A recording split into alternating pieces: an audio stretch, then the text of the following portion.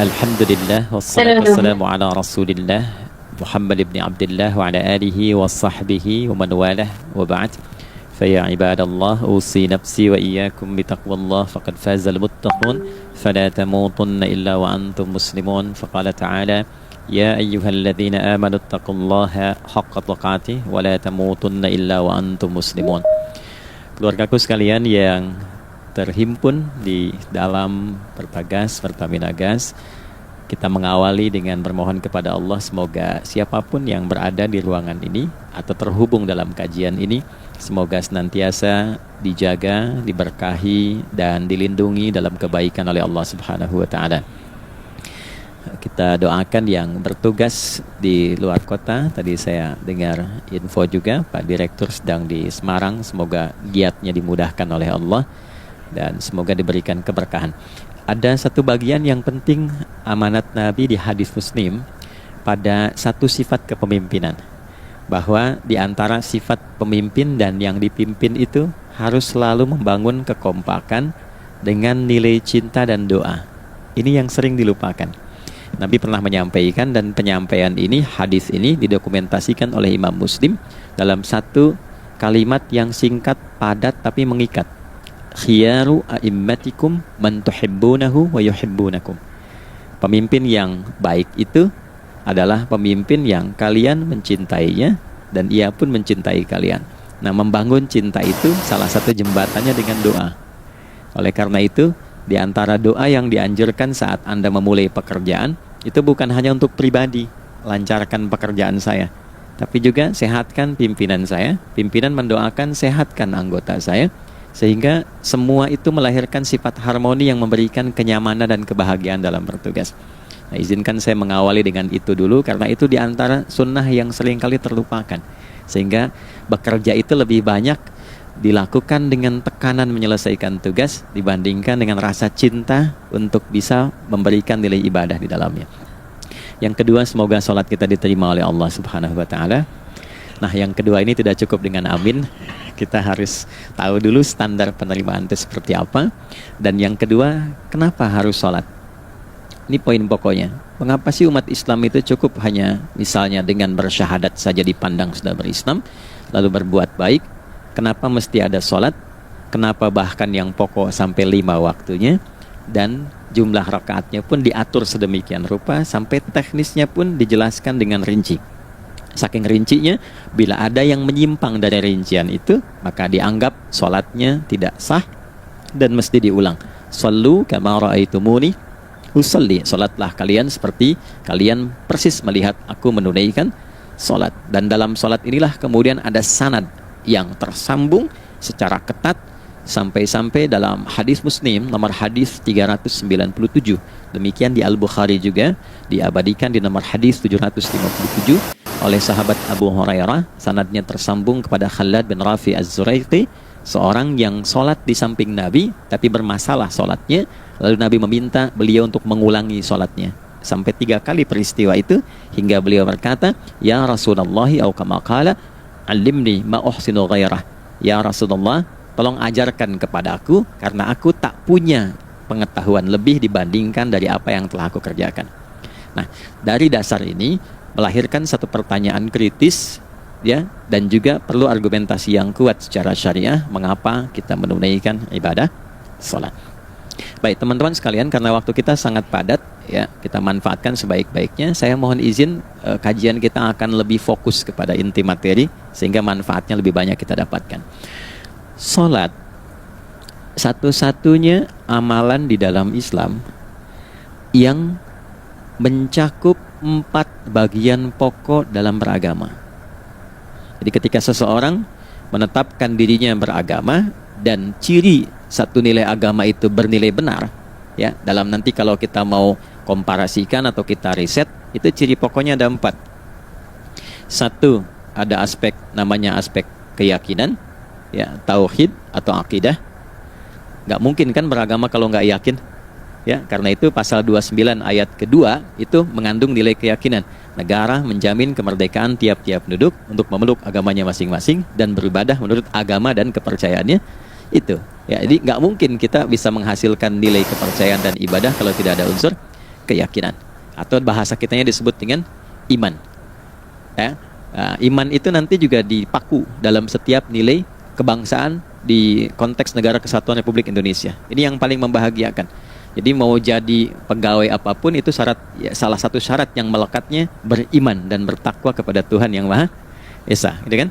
Ya, kemarin saya di BPK itu ada 11 bab Romawi, 40 pasal.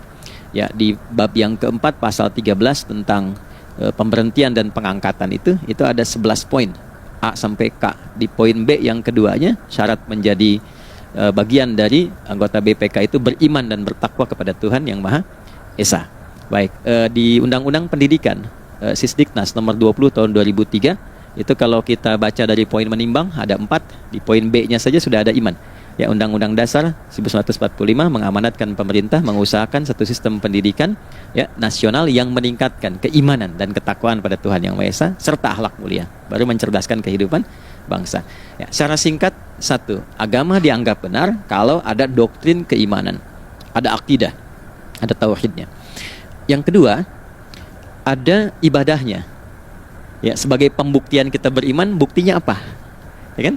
Saya beriman kepada Tuhan, kita tetapkan, misalnya Allah. Apa pembuktian keberimanan kita kepada Allah?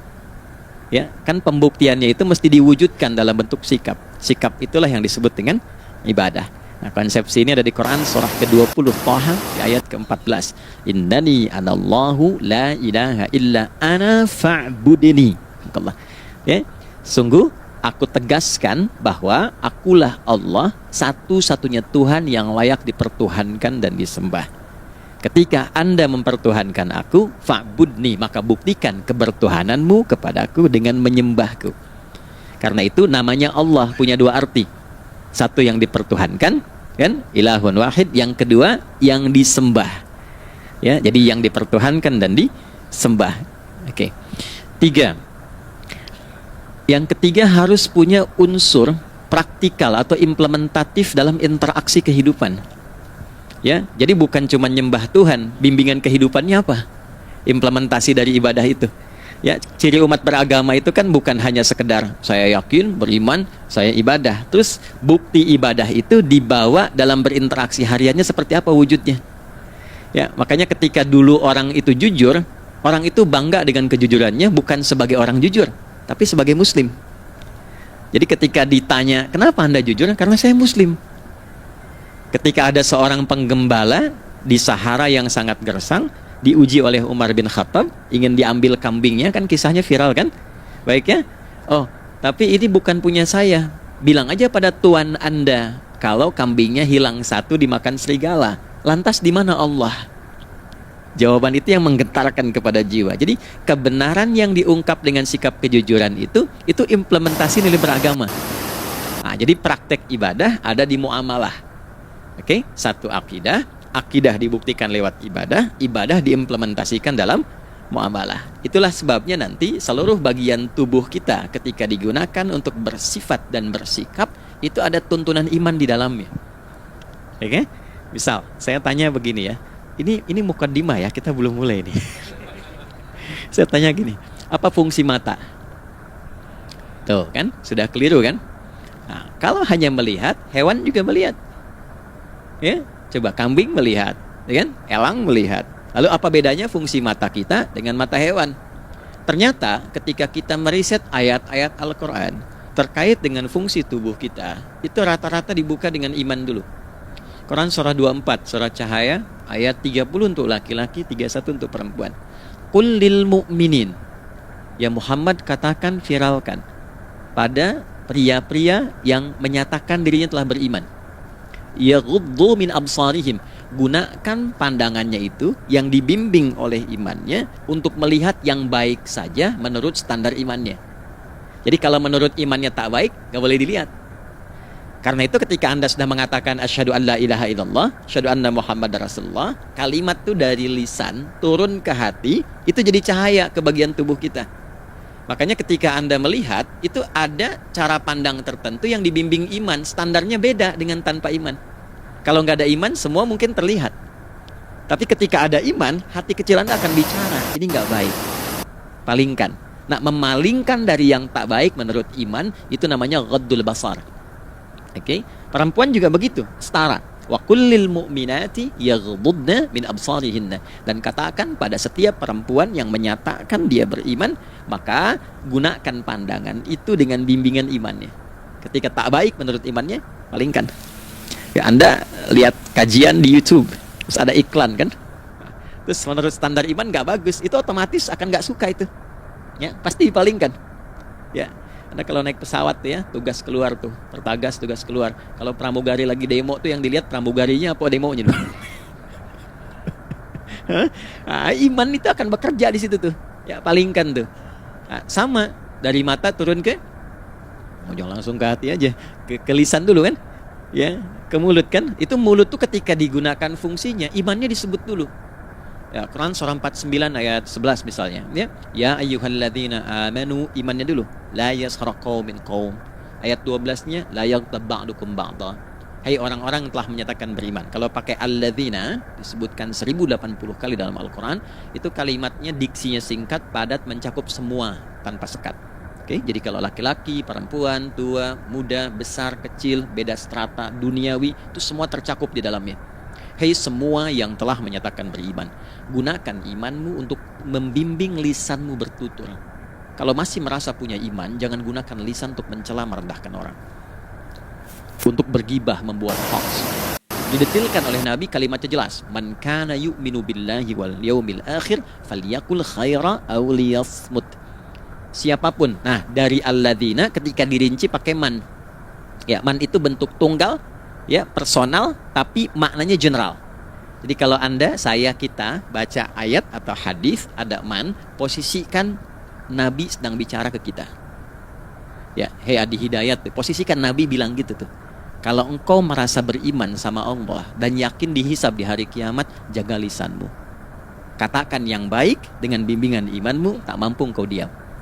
Jadi cukuplah suami istri itu menggunakan satu hadis ini, pasti sakinah itu muncul dalam kehidupan rumah tangganya. Ya, itulah sebabnya kenapa sakinah didahulukan dibanding mawaddah. Hati-hati ya, Mbak, walaupun namanya sakinah, nggak ada ini nggak akan datang tuh ketenangan tuh. Ya, ada yang tahu nggak rahasianya? Kenapa sakinah duluan dibanding mawaddah? Ya, 5 juta. Ya, waktu habis karena padat sekali. Maddah jamaknya mawaddah, rasa kasih yang tumbuh dari pemberian materi. Jadi kalau rumah tangga itu ingin cenderung pada kebahagiaan, boleh berbagi dengan materi. Ya, istri cemberut, Anda datang dengan senyuman, sayang, kenapa? Ya, ini emas 2 kilo, ya. Nah itu pasti sehat lagi tuh. Ya, itu mawaddah. Tapi maaf, walaupun Anda mapan bekerja, harta cukup melimpah, ruah, tapi tidak ada ketenangan di rumah tangga, tidak ada sakinah, maka hampa kehidupan rumah tangga itu. Itulah sebabnya kenapa di Quran sakinah lebih dulu dibandingkan dengan mawaddah. Saya tanya ibu deh, ibu pilih mana? Kaya tapi gelisah atau miskin tapi tenang? Oke. Saya paham itu. Saya paham. Suami juga sepakat semua ya.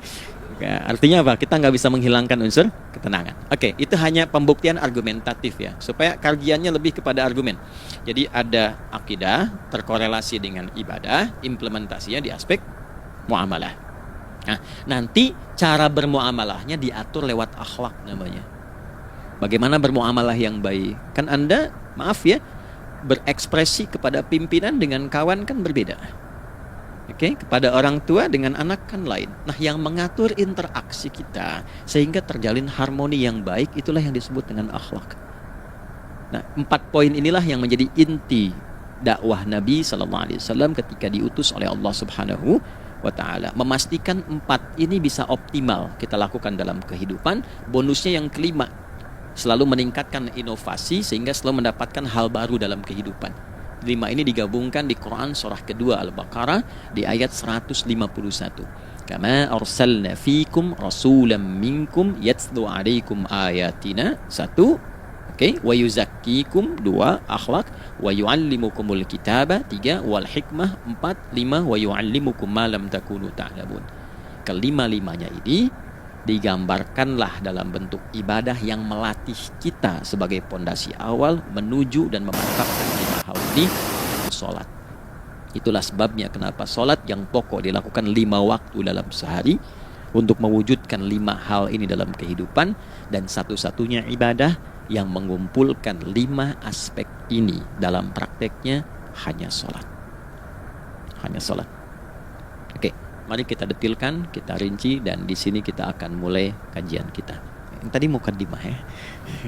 Baik, kita punya 30 menit. Wah, padat sekali. Bismillahirrahmanirrahim. 1. Sholat adalah perwujudan iman seorang hamba. Karena itulah kalimat sholat pertama kali disebutkan dalam Al-Quran, itu letaknya setelah kalimat iman. Al-Baqarah ayat 3, alladzina yu'minuna bil ghaibi wa yuqimunas sholat. Orang-orang yang telah menyatakan beriman dan konsisten menjaga imannya. Beda alladzina amanu dengan yu'minun. Amanu telah beriman, tapi kalau dia komitmen dan konsisten terus menjaga imannya sampai saat dia berpulang pada Tuhannya, maka berubah nanti bentuknya. Kalau di bahasa Arab jadi mudhari'. Kalau di bahasa Inggris kan tuh punya 3 arti, present, continuous, and future. Jadi kalaupun sekarang terus berlangsung sampai masa depan pun saya tetap akan beriman. Nah, pembuktian untuk menjaga iman itu pembuktian utamanya pada sholat. Itulah sebabnya satu-satunya amal ibadah dari rukun Islam yang 5 itu, ya, satu-satunya amal ibadah yang disebut iman dalam Al-Quran hanya sholat. Teman-teman boleh buka Quran surah kedua Al-Baqarah di ayat 143. Ya, di pertengahan ke ujung ayatnya. Saya percepat. Wa ma kana Allahu liyudhi'a imanakum. Dan Allah gak akan pernah menyia-nyiakan sholat seseorang yang dikerjakan karena imannya. Ayat ini turun, ketika ada terjadi pergantian arah kiblat dari yang tadinya semula ke Masjidil Aqsa, lalu berputar 180 derajat beralih ke Masjidil Haram. Nabi sedang berada di luar Madinah. Madinah tempo dulu wilayahnya nggak seluas cakupan sekarang. Oke, kalau diilustrasikan area sekitaran Masjid Nabawi sekarang itulah Madinah lah. Di luar itu sudah di luarnya. Nah, Nabi sedang sholat, riwayatnya banyak menyebutkan, ada yang mengatakan zuhur, ada asar, ada maghrib. Di pertengahan itu turunlah Al-Baqarah ayat 144. Qad nara taqalluba wajhika fis sama' falanuwalliyannaka qiblatan tardaha fawalli wajhaka syatral masjidil haram. Maka berputarlah dengan turunnya ayat ini 180 derajat menghadap ke arah Masjid Al-Haram. Problemnya adalah ketika Nabi dan pengiring beliau kembali ke Madinah, area Masjid Nabawi, kan gak semua masyarakat ikut. Maka virallah informasi itu bahwa kiblat telah beralih ke kiblat awal, yaitu Ka'bah Al-Musyarrafah. Maka penduduk panik pada saat itu. Status sholat kami yang tadi dikerjakan bagaimana? Karena sedang gak bisa diulang, sudah pindah waktu.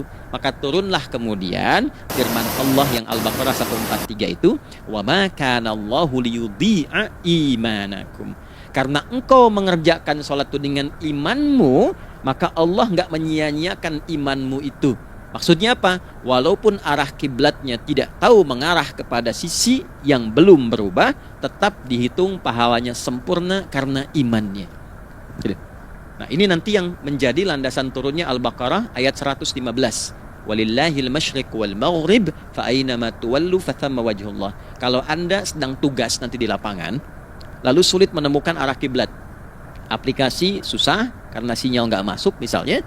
Oke, kemudian juga matahari agak remang-remang sehingga sulit untuk terlihat patokannya. Maka dengan keyakinan, dengan iman itu, menghadaplah ke arah yang kita yakini, maka berlakulah Al-Baqarah 115.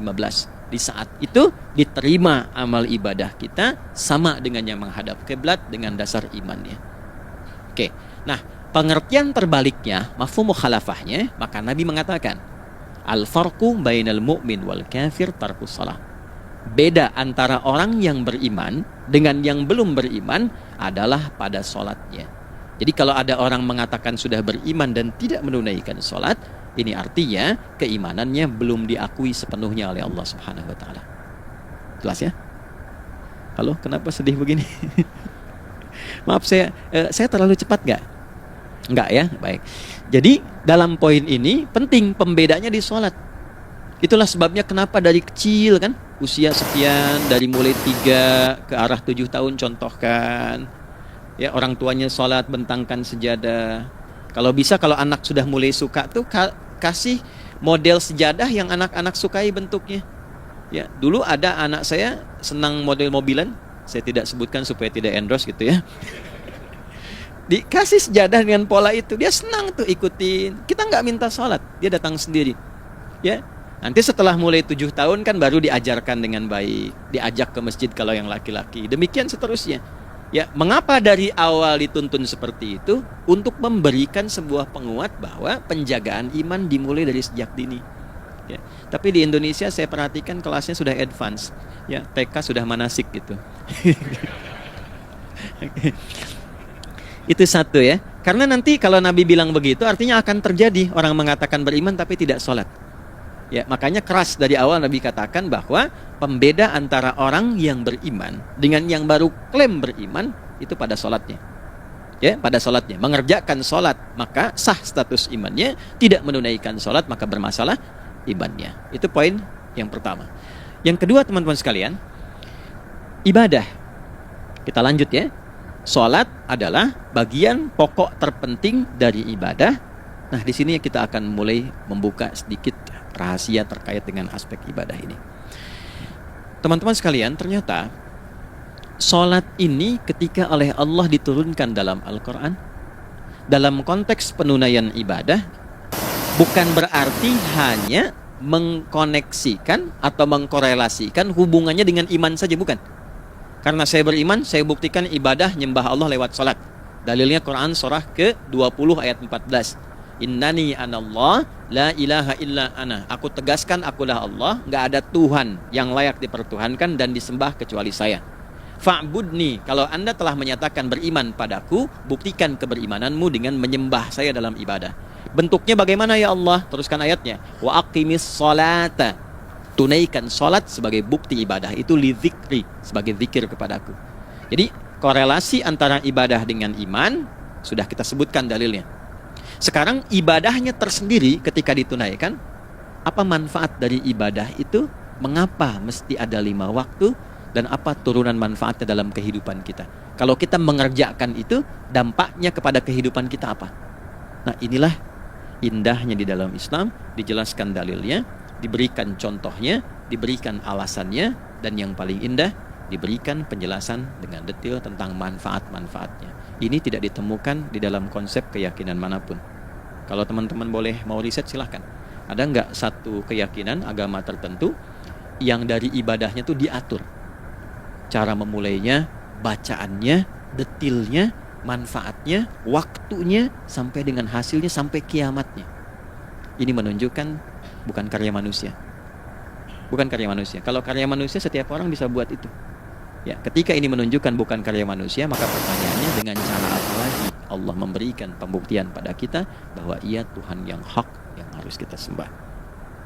Kalau sudah paham, mari kita rincikan turunan tentang sholat ini. Kita mulai satu-satu teman-teman sekalian dari waktu sholat.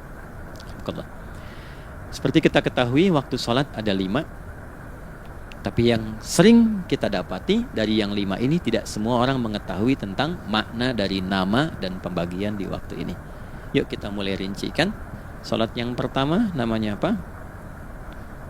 Gak usah khawatir, menang gak dapat hadiah kalau benar. Salah juga keterlaluan.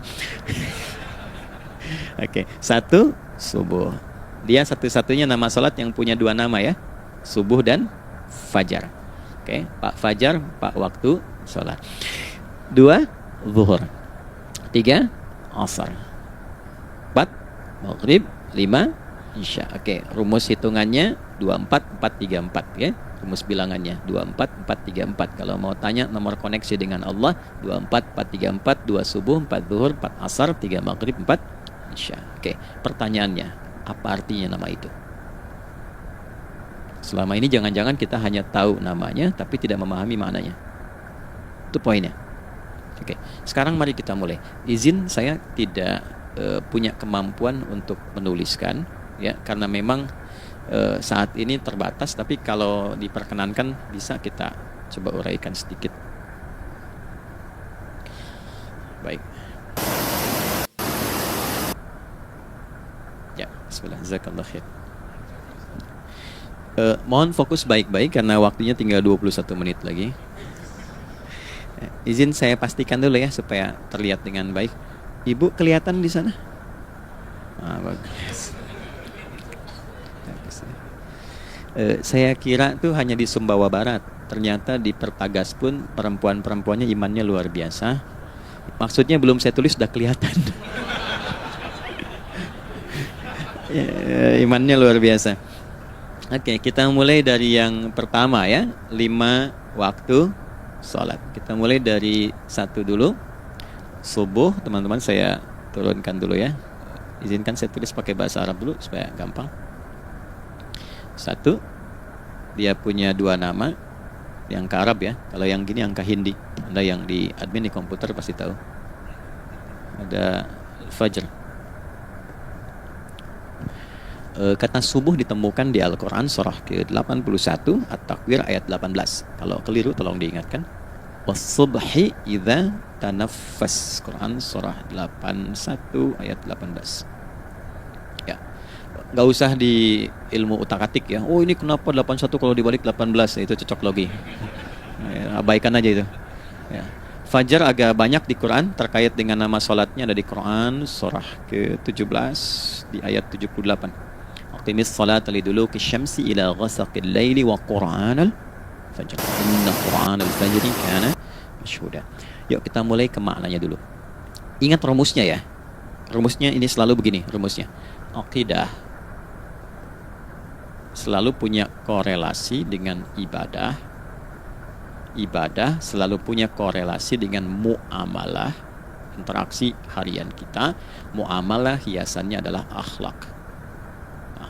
Barulah kemudian di sini muncul inovasi dalam kehidupan, hal yang baru. Hidup ya, yang mengacu pada 2 kebahagiaan yaitu dunia dan akhirat. Ya, konsepsi ini nanti ditemukan di Quran surah ke-2 Al-Baqarah ayat 201 dan menjadi doa paling favorit umat Islam Indonesia saat ini. Rabbana atina fid dunya fil akhirati. Oke, ya cukup. Subuh. Ini rumus dasarnya. Dari akidah, kita beriman, pembuktian imannya lewat ibadah sholat. Apa hubungan sholat dengan aktivitas harian kita? Subuh asalnya terkolerasi dengan kata asbah. Oke? Asbah itu asalnya sesuatu yang sudah siap dengan rencana yang matang. Baik, orang Arab tuh kalau bertanya begini, kaifa asbahta ya akhi? Kaifa asbahti ya ukhti? Bagaimana kabarmu di pagi ini? Itu bukan hanya nanya kabar kesehatan. Beda dengan kaifa haluk, beda. Ya, itu bertanya bagaimana kabarmu hari ini, aktivitasmu bagaimana?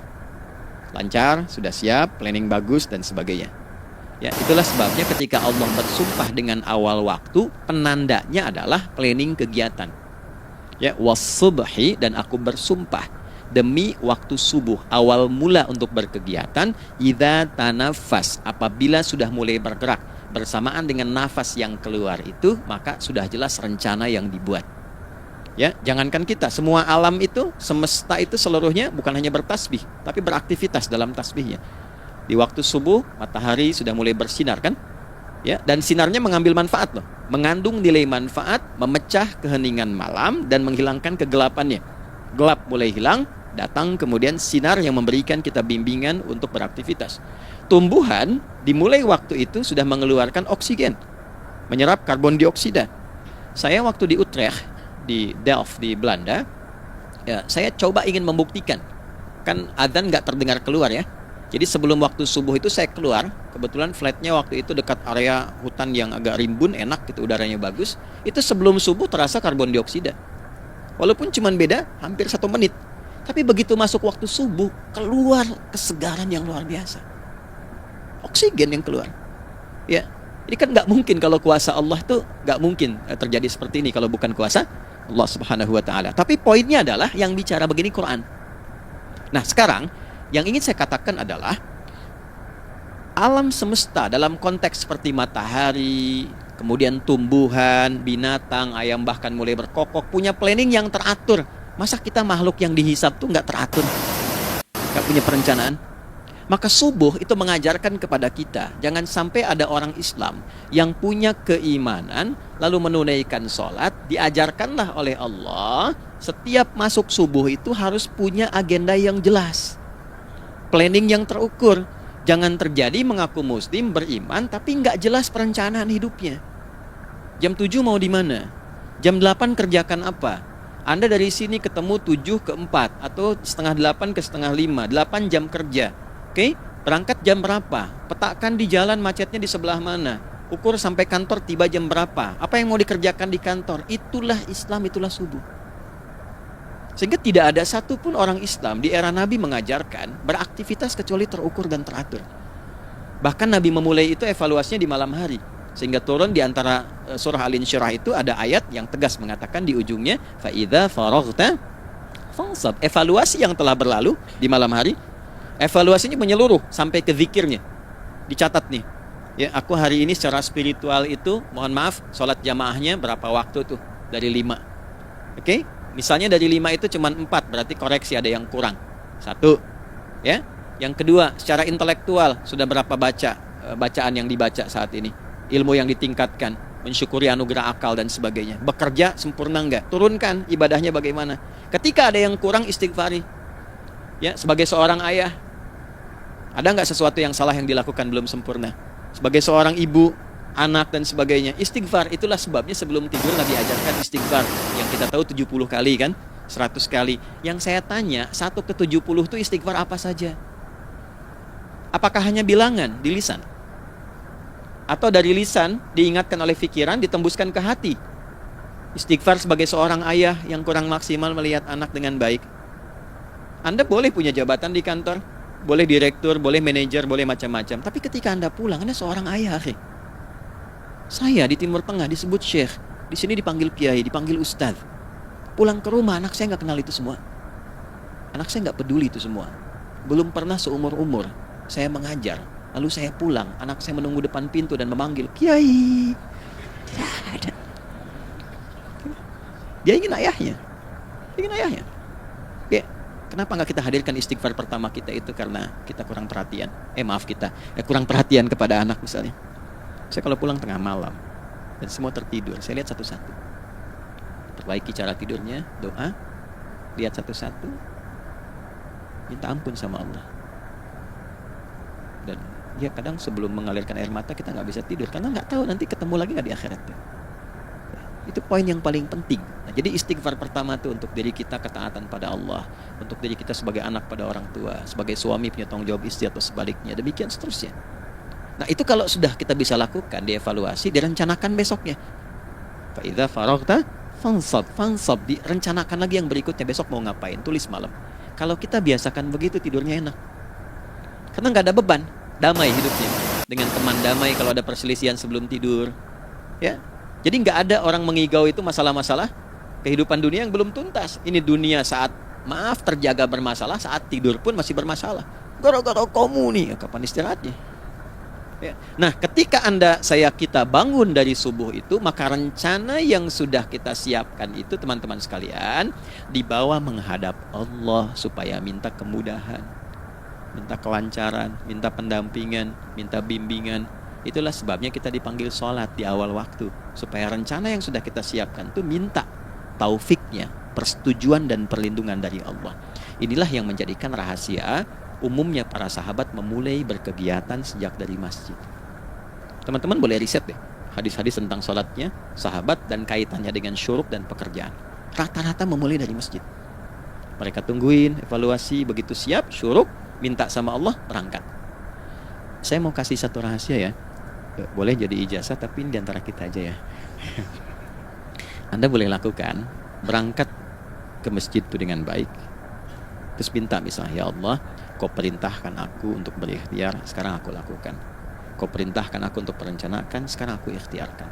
Mohon lindungi, mudahkan, dan berikan bimbingan terbaik untuk mendapatkan hal yang wajar, halal, baik, dan Kau ridhai. Anda berangkat, pulang, sebelum nyampe rumah, mampir dulu ke masjid. Masjid terdekat dari rumah aja. Sholat 2 rakaat situ. Ya, sholatnya bisa sholat wudu, tahiyatul masjid dan sebagainya. Setelah itu pulang. Doa dulu habis sholat. Ya Allah, aku telah berikhtiar seperti apa yang telah Engkau perintahkan. Sekarang aku memohon rizki darimu seperti apa yang telah Engkau janjikan. Kalau dengan semua ikhtiar ini belum cukup menurunkan rizki darimu, maka mohon tunjukkan padaku saat ini dengan cara apa lagi aku mesti berikhtiar. Oke? Silahkan Anda pulang dengan suasana itu ke rumah dan lihat apa yang terjadi. Rasakan bedanya, bedakan rasanya, dan pasti terasa bedanya. Gak ada kesan yang lain pada jiwa. Jadi yang dibawa ke rumah itu bukan aura kantor, bukan aura jalan yang macet, tapi ada ketenangan, kenyamanan, dan kenikmatan. Kalau teman-teman mau pakai sunnah sahabat ini dalam dunia pekerjaan dan Anda lakukan, coba sehari ini saja, rasanya pasti beda.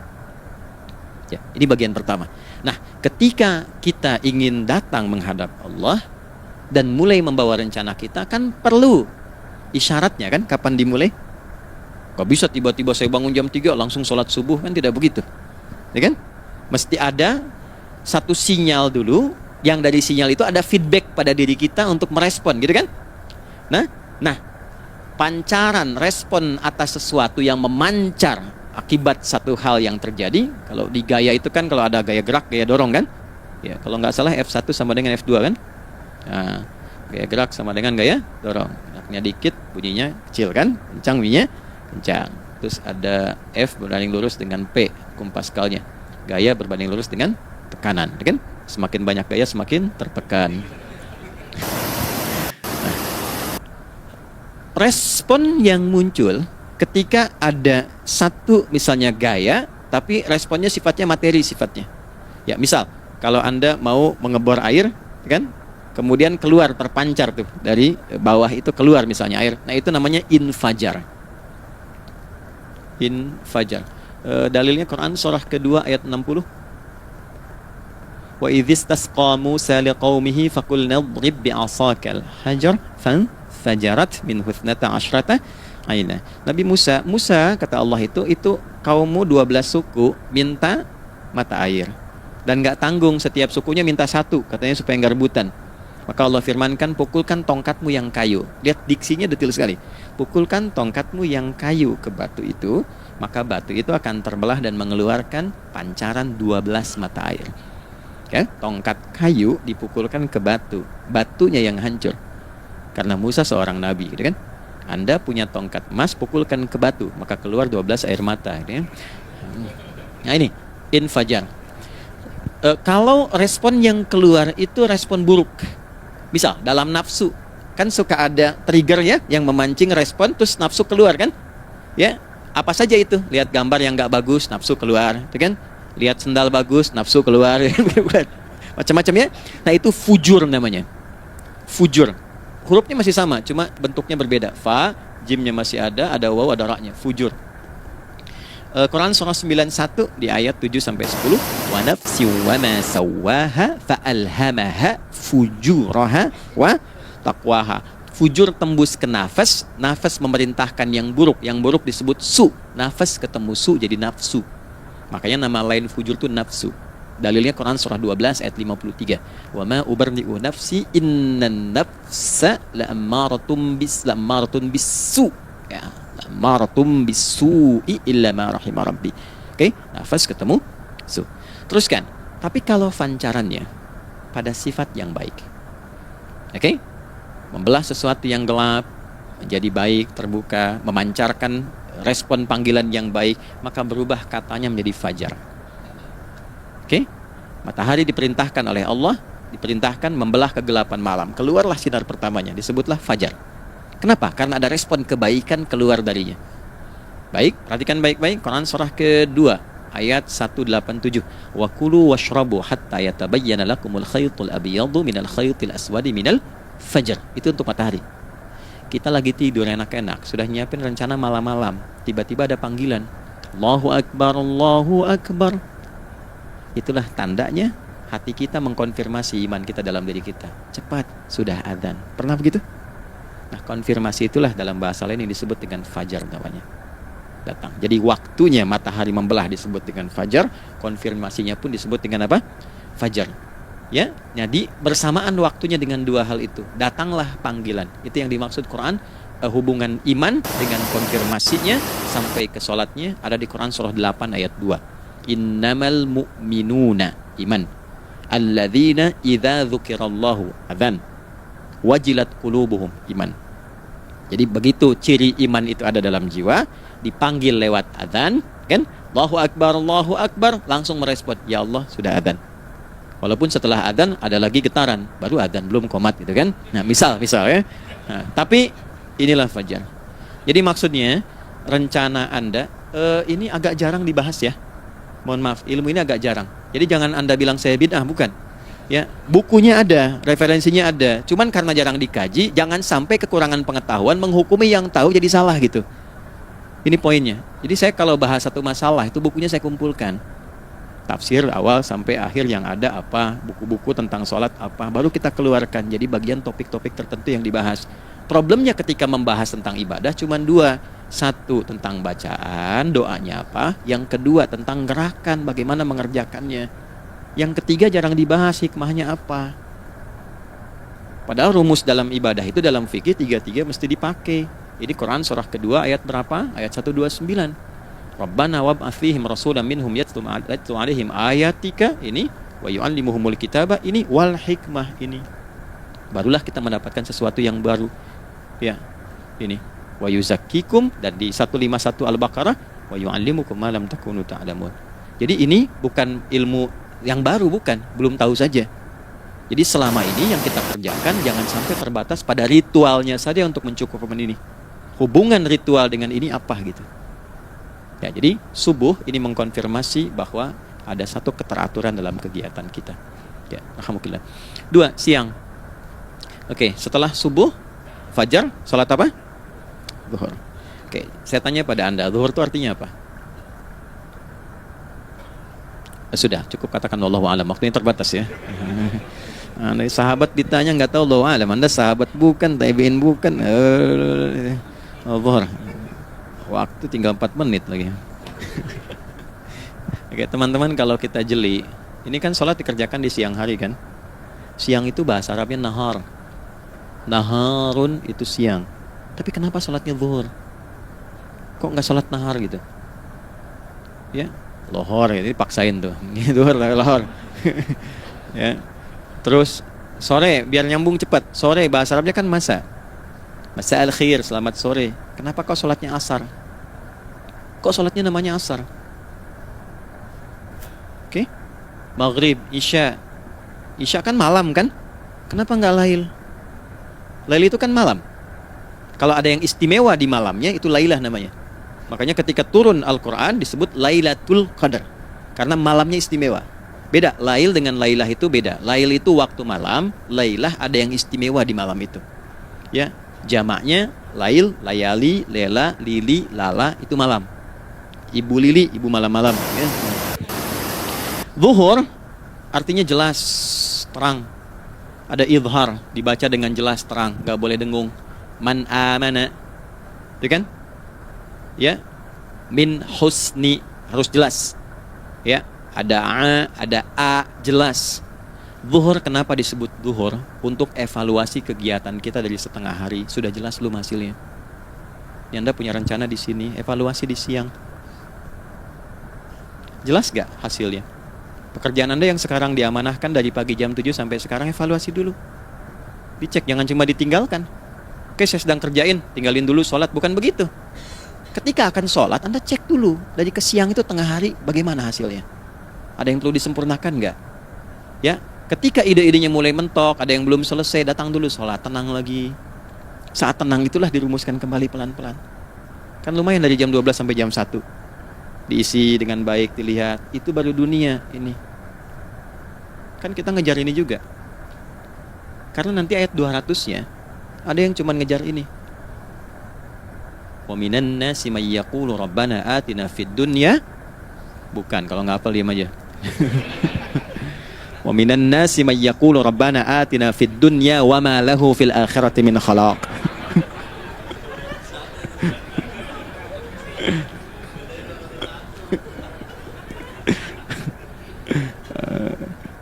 Paham kan? Dan di antara manusia ada yang fokusnya hanya dunia yang dikejar, sehingga nggak kebagian akhiratnya. Padahal dia tahu dia mau pulang. Yang lebih aneh lagi, pengen pulang surganya Firdaus dekat dengan Nabi. Tapi tiap hari kerjakan dunia lagi, berangkat gelap, pulang gelap. Terus meninggal gelap juga. Kan repot. Nah, maka mesti investasi kan? Anda kalau tugas keluar kan, apalagi keluar negeri kan hukumnya beda. Bekalnya pun tidak sama. Anda tugas ke Amerika, mata uangnya sudah beda, hukumnya sudah beda. Terus pengen pindah ke alam barzah, pengen hukumnya sama dengan dunia, mustahil. Ya, makanya dimensinya beda, keadaannya tidak sama, baju yang dipakai kan beda, barang-barangnya nggak sama. Makanya disebut telah meninggal dunia, meninggalkan semua yang melekat pada dunia, pindah ke alam lain, persiapan menuju titik akhir yang tidak ada ujungnya lagi, nggak ada pembuka lagi. Jadi sudah ujung begini, nggak ada ruang lagi yang lain. Itu akhirat namanya. Makanya di sini cuma dua pilihannya, kalau nggak ke surga, nah itu ya. Apa investasi yang ada di sini? Maka siang itu dicek dulu, pekerjaan jadi ibadah nggak? Tadi niatin ibadah nggak waktu berangkat dari rumah? Kan? Waktu ngetik, waktu ngerjain di kantor, jadi ibadah nggak? Kalau ibadah, Anda nggak mungkin berbuat kriminal. Anda nggak mungkin berbuat maksiat, nggak mungkin nipu, nggak mungkin nyogok, nggak mungkin korupsi. Kan lagi ibadah, nggak mungkin curang. Kan lagi ibadah. Anta budallaha ka'annaka tarah. Anda itu mengerjakan segala hal sebagai ibadah, merasa diawasi Allah. Fa in lam takun tarah fa innahu yarak. Kalaupun Anda merasa nggak melihatnya, Anda yakin Anda dilihat. Itulah kerja pakai iman, maka ini di bawah akidahnya. Jangan ditinggalkan. Nah, inilah yang selama ini kita butuhkan. Ya. Inilah yang melahirkan nilai etik, makanya ada yang dalam jiwa. Takwa itu kan dalam jiwa, melahirkan etos. Etos mendorong kepada logos, logos melahirkan patos, kepantasan dalam bekerja. Jadi Anda sekuat apapun ilmunya, kalau nggak punya etos, itu rusak. Jadi tidak cukup akal sehat. Jiwa yang sehat itu lebih penting. Banyak orang akalnya sehat. Ingat, akal itu tidak memberikan perintah. Dia hanya merumuskan satu instruksi dalam jiwa supaya mudah dilakukan dan dieksekusi oleh fisik. Jadi akal yang sehat itu seberapa pandai ilmunya, seberapa cepat mengeksekusi perbuatan. Tapi kalau yang dieksekusi itu dari perintah nafsunya, masalah. Habis saja waktunya tuh. Ini gimana ini? Tolong jawab loh. Nah, teman-teman, karena sudah habis waktu jam 1, kita baru zuhur ini. Nah, yang paling menarik itu gini, yang paling menarik, kalau ada orang belum sadar sampai zuhur tentang akibat kehidupan ini, maka muncullah asar. Apa asar itu? Kenapa mesti disebut dengan asar? Dan apa manfaat istimewanya asar kepada jiwa kita? Itu di kesempatan lain kita akan bahas. Teman-teman, waktunya sudah habis ya. Saya menghargai Anda, kan tidak boleh juga saya ngajarkan tapi mengambil yang sesuatu yang tidak tepat ya. Kita buktikan keimanan kita dengan mengerjakan amanah pekerjaan di tempatnya dengan baik, waktu digunakan dengan baik. Kita saling mendoakan supaya semua kita dijaga oleh Allah Subhanahu wa taala. Maafkan saya, lain kesempatan kita berjumpa kembali untuk melanjutkan apa yang telah kita bahas hari ini. Mari kita berdoa, semoga doa kita diterima oleh Allah Subhanahu wa taala. Allahumma taqabbal minna innaka antas sami'ul 'alim wa tub 'alaina innaka antat tawwabur rahim. Nahmaduka kama 'allamtana an nahmadak wa nashkuruka syukran kama 'allamtana an nashkurak. Antal muqaddim wa antal muakhir bi yadikal khair innaka 'ala kulli syai'in qadir. Ya Allah, kami memuji-Mu seperti Engkau mengajarkan kami untuk memuji dan bersyukur atas segala nikmat-Mu seperti Engkau bimbing kami untuk mensyukuri segala nikmat-Mu. Allahumma salli wa sallim wa barik ala habibikal karim rasulikal mustafa al-amin sayyidina Muhammadin wa ala alihi wa sahbihi ajma'in. Ya Allah, anugerahkan kami kemampuan untuk terus bersalawat pada Rasulullah, sehingga dengan itu kami mendapatkan kemampuan yang baik untuk meneladani kemuliaan beliau dalam beraktivitas kehidupan. Rabbana la tada' lana fi maqamina hadza dhanban illa ghafarta. Ya Allah, jika ada pendosa hadir di ruangan ini atau terhubung dalam kajian ini, maka jangan biarkan ya Allah ia meninggalkan tempat ini dan kajian ini kecuali Engkau telah ampuni seluruh dosa-dosanya. Wala hamman illa farajtah. Ya Allah, jika ada satu di antara kami yang menghadiri kajian ini membawa kegelisahan, maka mohon tenangkan keadaan hatinya. Wala asiran illa yassartah. Jika ada yang sedang diliputi oleh kesulitan, maka mudahkan, ringankan dan hilangkan seluruh kesulitannya. Wala maridan illa syafaitah. Dan bila ada di antara kami yang diuji dengan penyakit, maka mohon angkat dan sembuhkan penyakitnya. Rabbana atina fid dunya hasanah wa fil akhirati hasanah wa qina adzabannar. Wa sallallahu ala sayyidina Muhammad wa ala alihi wa sahbihi ajma'in. Wa akhiru da'wana subhanakallahumma rabbana wa bihamdika nashhadu an la ilaha illa anta nastaghfiruka wa natubu ilaik. Walhamdulillahi rabbil alamin. Nasrun minallah fathun qarib wa basyiril mu'minin. Terima kasih untuk semuanya. Mohon maaf kami langsung pamit. Assalamualaikum warahmatullahi wabarakatuh.